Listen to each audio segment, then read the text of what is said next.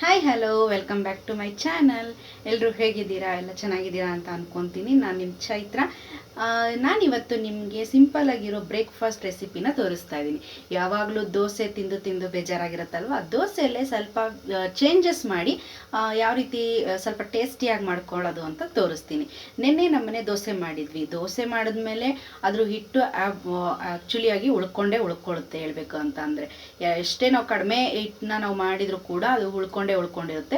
ಅದನ್ನು next day ನಾವು ದೋಸೆ ಮಾಡ್ತು ಅಂದರೆ ಇಷ್ಟ ಆಗೋದಿಲ್ಲ. ಯಾಕೆಂದರೆ ನೆನ್ನೆ ತಾನೇ ದೋಸೆ ತಿಂದಿದ್ದೀವಿ, ಇವತ್ತು ದೋಸೆ ಕೊಡ್ತಾರಲ್ಲಪ್ಪ ಅಂತ ಅನ್ನೋ ರೀತಿ ಆಗುತ್ತೆ. ಅದಕ್ಕೋಸ್ಕರ ನಾನಿವತ್ತು ಏನು ಪ್ಲ್ಯಾನ್ ಮಾಡಿದ್ದೀನಿ ಅಂತ ಅಂದರೆ, ಅದೇ ದೋಸೆ ಹಿಟ್ಟನ್ನ ಯೂಸ್ ಮಾಡಿ ಉಡುಪಿ ಸ್ಟೈಲ್ ಉತ್ತಪ್ಪ ಮಾಡೋಣ ಅಂತ ಐಡಿಯಾ ಮಾಡಿದ್ದೀನಿ. ಸೊ ನಾನು ಮಾಡುವಾಗ ಅನ್ನಿಸ್ತು ನಿಮಗೂ ಕೂಡ ಯಾಕೆ ಇದನ್ನು ತೋರಿಸ್ಬಾರ್ದು ಅಂತ. ಕೆಲವೊಬ್ರಿಗೆ ಗೊತ್ತಿರುತ್ತೆ, ಯಾರಿಗೆ ಗೊತ್ತಿಲ್ಲ ಅವ್ರು ನೋಡಿ. ಓಕೆನಾ? ಬನ್ನಿ ಇವಾಗ ಅದಕ್ಕೆ ಏನೆಲ್ಲ ನಾನು ಇಟ್ಕೊಂಡಿದ್ದೀನಿ ಅಂತ ತೋರಿಸ್ತೀನಿ. ನಾನು ಇದಕ್ಕೆ ಸಣ್ಣದಾಗಿ ಹಚ್ಕೊಂಡಿರೋ ಸಬ್ಸಿಗೆ ಸೊಪ್ಪು ಯೂಸ್ ಮಾಡ್ತಾಯಿದ್ದೀನಿ. ಸೊಪ್ಪು ಇತ್ತು, ಅದಕ್ಕೋಸ್ಕರ ಸಬ್ಸಿಗೆ ಸೊಪ್ಪು, ಮೆಂತ್ಯ ಸೊಪ್ಪು, ಯಾವುದಾದ್ರು ಸೊಪ್ಪಿದ್ರೆ ಅದನ್ನು ಯೂಸ್ ಮಾಡ್ಬೋದು. ಏಕೆಂದರೆ ಮಕ್ಕಳು ಇವಾಗ ಸೊಪ್ಪೆಲ್ಲ ನಾವು ತಿನ್ನೋದಿಲ್ಲ ಅಂತೆಲ್ಲ ಹಠ ಮಾಡ್ತಾರಲ್ವ, ಆವಾಗ ಈ ರೀತಿ ನಾವು ದೋಸೆಗಳಿಗೆಲ್ಲ ಮಿಕ್ಸ್ ಮಾಡಿ ಕೊಡೋದ್ರಿಂದ ಮಕ್ಕಳು ಇದನ್ನು ತಿಂತಾರೆ. ಸೊ ಅವ್ರಿಗೆ ಹೆಲ್ತ್ಗೂ ಕೂಡ ಒಳ್ಳೆಯದಾಗುತ್ತೆ. ಮತ್ತು ಕ್ಯಾರೆಟ್ ತುರಿದಿಟ್ಕೊಂಡಿದ್ದೀನಿ. ಕ್ಯಾರೆಟು ಅಷ್ಟೇ ಬಾತ್ಗೆಲ್ಲ ಹಾಕಿದ್ರೆ ತೆಗೆದಾಕ್ಬಿಡ್ತಾರೆ. ಈ ರೀತಿ ತುರಿದಿರೋದ್ರಿಂದ ಅದು ದೋಸೆ ಜೊತೆ ಚೆನ್ನಾಗಿ ಹೊಂದ್ಕೊಳ್ಳುತ್ತೆ. ಸೊ ಆವಾಗ ಇದನ್ನು ಕೂಡ ತಿಂತಾರೆ. ಸೊ ಚಿಕ್ಕದಾಗಿ ಹಚ್ಕೊಂಡಿರೋ ಈರುಳ್ಳಿ ತೊಗೊಂಡಿದ್ದೀನಿ. ನಾನು ಒಂದೂವರೆ ಈರುಳ್ಳಿ ತೊಗೊಂಡಿದ್ದೀನಿ. ಮತ್ತು ಸ್ವಲ್ಪ ಕೊತ್ತಂಬರಿ ಸೊಪ್ಪು ತೊಗೊಂಡಿದ್ದೀನಿ. ಮತ್ತು 1-2-3 ಹಸಿಮೆಣಸಿನ್ಕಾಯಿನ ಸಣ್ಣದಾಗಿ ಹಚ್ಕೊಂಡಿದ್ದೀನಿ. ಆ್ಯಕ್ಚುಲಿ ಹಸಿಮೆಣಸಿನ್ಕಾಯಿ ಮಕ್ಕಳು ನಿಮ್ಮನೆ ತುಂಬ ಚಿಕ್ಕ ಮಕ್ಕಳು ತಿಂತಾರೆ ಅನ್ನೋದಾದರೆ ಸ್ಕಿಪ್ ಮಾಡ್ಬೋದು. ಇಲ್ಲ ಅಂದರೆ ನೀವು ತಿನ್ನಿಸೋದು ಅನ್ನೋದಾದರೆ ಆರಿಸಿ ಕೂಡ ಕೊಡ್ಬೋದು. ನೋ ಪ್ರಾಬ್ಲಮ್, ಅದು ನಿಮ್ಮ ಇಷ್ಟ. ಇದು ಹಸಿಮೆಣಸಿನ್ಕಾಯಿ ಹಾಕುವಂಥದ್ದು. ಮತ್ತು ಇಲ್ಲಿ ದೋಸೆ ಹಿಟ್ಟು ಕೂಡ ರೆಡಿ ಇದೆ.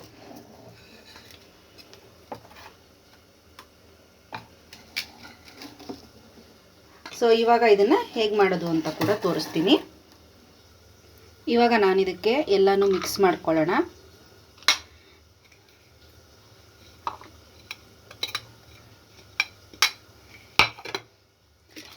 ಇದು ಎಲ್ಲನೂ ಕ್ಲೀನಾಗಿ ಮಿಕ್ಸ್ ಮಾಡಿಕೊಂಡು ಆಮೇಲಿಂದ ಹೇಗೆ ಪ್ರಿಪೇರ್ ಮಾಡೋದು ಅಂತ ಕೂಡ ತೋರಿಸ್ತೀನಿ.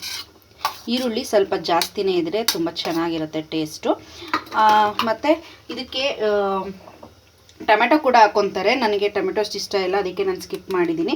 ಯಾರ್ಯಾರಿಗೆ ಟೊಮೆಟೊ ತುಂಬ ಇಷ್ಟ ಅವರು ಕೂಡ ಯೂಸ್ ಮಾಡ್ಬೋದು. ಇವಾಗ ಸ್ವಲ್ಪ ಸಾಲ್ಟ್ ಹಾಕ್ಕೊತಿದ್ದೀನಿ. ನೋಡ್ಕೊಂಡು ಹಾಕ್ಕೊಬೇಕು, ಯಾಕೆಂದರೆ ದೋಸೆ ಬ್ಯಾಟರ್ಗೂ ಕೂಡ ನಾವು ಆಲ್ರೆಡಿ ಸಾಲ್ಟ್ ಹಾಕಿರ್ತೀವಿ. ಅದರಿಂದ ಸ್ವಲ್ಪ ನೋಡಿಕೊಂಡು ಹಾಕ್ಕೊಳ್ಳೋಣ. ಈ ರೀತಿ ಚೆನ್ನಾಗಿ ಮಿಕ್ಸ್ ಮಾಡೋಣ.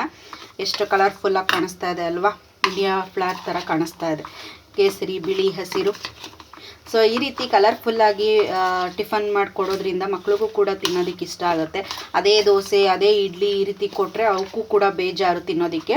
ಈ ರೀತಿ ಯಾವ್ದಾದ್ರು ಕಲರ್ಫುಲ್ಲಾಗೆಲ್ಲ ಮಾಡಿಕೊಟ್ರೆ ಇದರಲ್ಲಿ ವೆಜಿಟೇಬಲ್ಸ್, ಸೊಪ್ಪು ಎಲ್ಲ ಇರೋದ್ರಿಂದ ಅದು ಆರೋಗ್ಯಕ್ಕೂ ಕೂಡ ಒಳ್ಳೆಯದು. ಮತ್ತು ಅವ್ರಿಗೆ ಕಣ್ಣಿಗೆ ನೋಡ್ಲಿಕ್ಕೆ ಇಷ್ಟ ಆಗುತ್ತೆ, ಅವಾಗ ತಿನ್ನೋದಕ್ಕೆ ಇಷ್ಟ. ಯಾವುದು ಕಣ್ಣಿಗೆ ತುಂಬ ಚೆನ್ನಾಗಿ ಕಾಣಿಸುತ್ತೋ ಅದು ತಿನ್ನೋದಕ್ಕೂ ಕೂಡ ಇಷ್ಟ ಆಗುತ್ತೆ.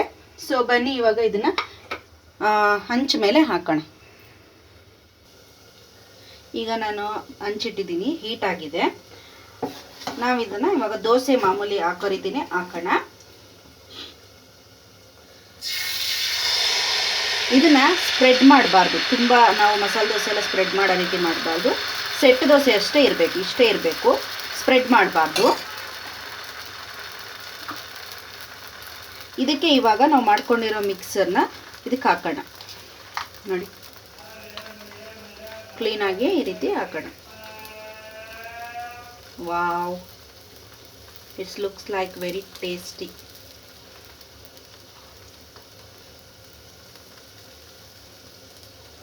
ನಮ್ಮ ಚಿದುಗೆ ಈ ರೀತಿ ನೋಡೋದಕ್ಕೆ ಚೆನ್ನಾಗಿತ್ತು ಅಂದರೆ ಅವನು ಎಮ್ಮಿಯಾಗಿ ತಿಂತಾನೆ, ಇಷ್ಟಪಟ್ಟು ತಿಂತಾನೆ. ನೋಡಿ, ಈ ರೀತಿ ಹಾಕಿ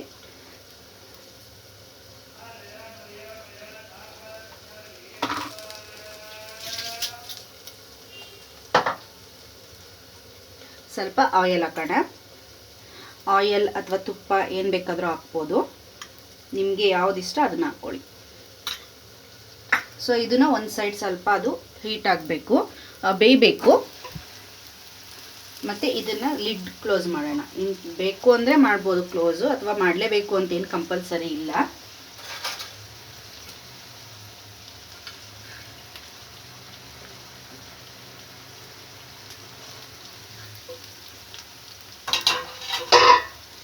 ಲಿಡ್ ಕ್ಲೋಸ್ ಮಾಡೋದ್ರಿಂದ ಹಬೇಲಿ ಚೆನ್ನಾಗಿ ಬೇಯುತ್ತೆ, ಕುಕ್ ಆಗುತ್ತೆ ಅಂತ ಹೇಳಿ ಲಿಡ್ ಕ್ಲೋಸ್ ಮಾಡೋದಷ್ಟೇ.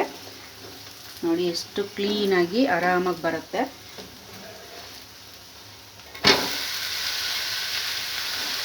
ಸ್ವಲ್ಪ ಪ್ರೆಸ್ ಮಾಡಿ ಈ ರೀತಿ ಎಲ್ಲ ಅಲ್ಲಿ ಚೆನ್ನಾಗಿ ಕುಕ್ ಆಗಬೇಕು. ಆ ಸೈಡು ಸ್ವಲ್ಪ ಸಿಮ್ಮಲ್ಲೇ ಕ್ಲೀನಾಗಿ ಕುಕ್ ಮಾಡ್ಕೊಳ್ಳೋಣ.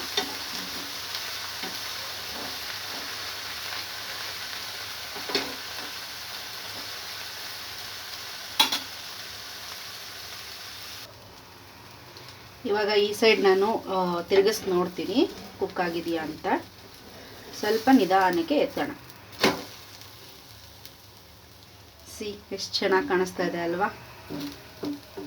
ಯಾರು ಈ ರೀತಿ ಮಾಡ್ಕೊತೀರಾ ಮನೇಲಿ ಅಂತ ನನಗೆ ಕಮೆಂಟ್ ಮೂಲಕ ತಿಳಿಸಿ.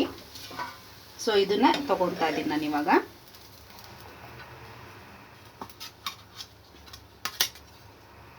ಇದನ್ನ ನಾವು ಚಟ್ನಿ ಮತ್ತು ಹಾಗೆ ಕೂಡ ತಿನ್ಬೋದು. ಬಟ್ ಹಾಗೆ ತಿನ್ನಲ್ಲ ಅನ್ನೋದಾದರೆ ಚಟ್ನಿ ಜೊತೆ ತಿನ್ಬೋದು.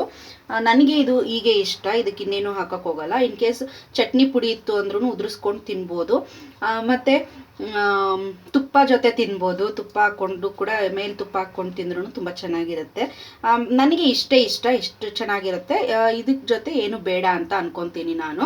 ಮತ್ತು ಇನ್ನೊಂದು ಮೆಥಡ್ ಕೂಡ ತೋರಿಸ್ತೀನಿ ನಾನು. ಈ ರೀತಿ ಮೇಲೆ ಹಾಕಿ ಈ ರೀತಿ ಪುಡಿ ಎಲ್ಲ ಬಿದ್ಕೊಳ್ಳುತ್ತಲ್ವ, ಇಲ್ಲಿ ನೋಡಿ ಹಂಚ ಮೇಲೆಲ್ಲ. ಇದ್ರ ಬದಲು ಇನ್ನೊಂದು ಥರ ಕೂಡ ತೋರಿಸ್ತೀನಿ ರೀ, ಸೆಕೆಂಡ್ ಟ್ರಿಕ್.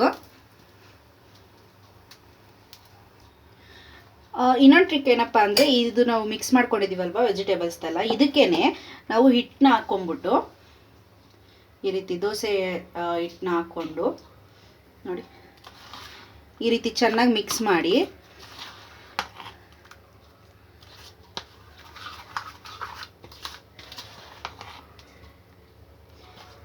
ಇದನ್ನ ಈಗ ಹಂಚ ಮೇಲೆ ಹಾಕೊಳ್ಳೋಣ.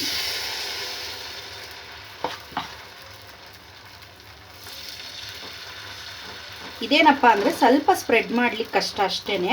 ಬಟ್ ಇದು ನನಗೆ ಓಕೆ ಅನಿಸುತ್ತೆ. ಅದು ಮೇಲ್ಗಡೆ ಸ್ಪ್ರೆಡ್ ಮಾಡಿಕೊಂಡು ತಿನ್ನೋದಕ್ಕಿಂತ ಈ ರೀತಿ ಹಿಟ್ಟಿಗೆನೆ ಮಿಕ್ಸ್ ಮಾಡಿ ತಿನ್ನೋದು ಕೂಡ ಒಂದು ರೀತಿ ಚೆನ್ನಾಗಿರುತ್ತೆ.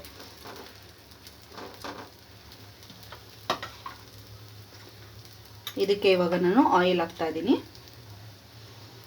ಸ್ವಲ್ಪ ಆನಿಯನ್ ದೋಸೆಗೆಲ್ಲ ಆಯಿಲ್ ಜಾಸ್ತಿ ಇದ್ರೆ ಚೆನ್ನಾಗಿರುತ್ತೆ. ಇದನ್ನ ಇವಾಗ ಲಿಡ್ ಕ್ಲೋಸ್ ಮಾಡ್ತೀನಿ. ಸೊ ಕುಕ್ ಆಗಲಿ. ಇವಾಗ ನೋಡೋಣವಾ?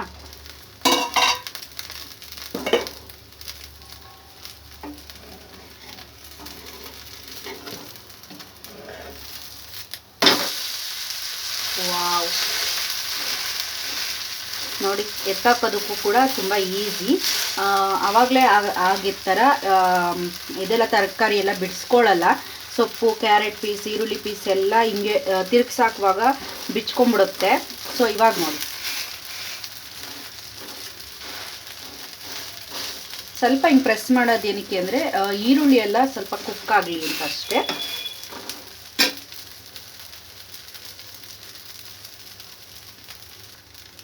ಇವಾಗ ಟರ್ನ್ ಮಾಡಿ ನೋಡೋಣವಾ? ನೋಡಿ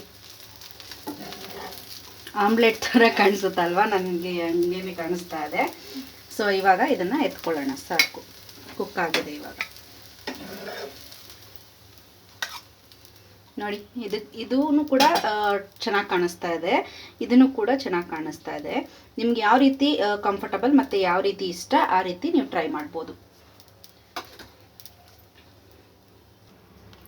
ನಾನು ಇದ್ರ ಜೊತೆಗೆ ಸಬ್ಸಿಗೆ ಸೊಪ್ಪಿನ ಪಲ್ಯ ಮಾಡಿದ್ದೀನಿ ನೋಡಿ, ಚೆನ್ನಾಗಿರುತ್ತೆ. ಬಟ್ ನಾನು ಆಗಲೇ ಹೇಳ್ದಾಗೆ ಯಾವುದು ಇದೆಲ್ಲ ಏನು ಬೇಡ ಅಂತ ಅನ್ಕೋತೀನಿ. ಎಮ್ಮಿ ಆಗಿರುವಂಥ ಈರುಳ್ಳಿ ಉತ್ತಪ್ಪ ರೆಡಿ ಆಗಿದೆ. ಸೊ ನಾನು ತೋರಿಸ್ದಾಗೆ ಈ ರೀತಿ ಕೂಡ ಮಾಡ್ಕೋಬೋದು, ಈ ರೀತಿ ಕೂಡ ಮಾಡ್ಕೊಬೋದು ನೋಡಿ.